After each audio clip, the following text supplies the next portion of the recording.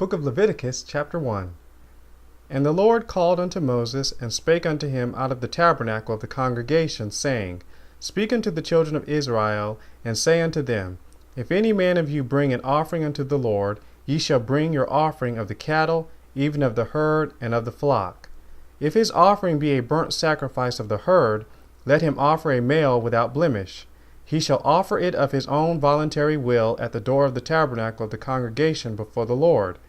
And he shall put his hand upon the head of the burnt offering, and it shall be accepted for him to make atonement for him.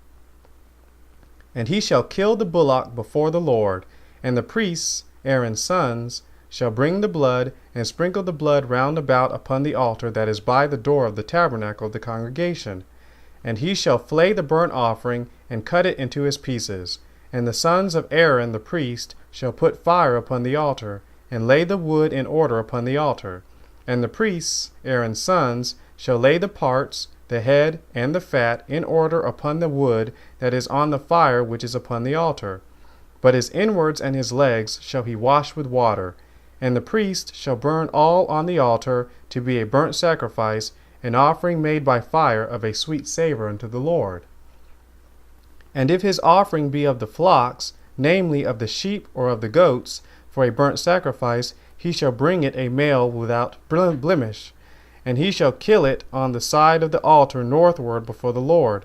And the priests, Aaron's sons, shall sprinkle his blood round about upon the altar. And he shall cut it into his pieces, with his head and his fat. And the priest shall lay them in order on the wood that is on the fire which is upon the altar.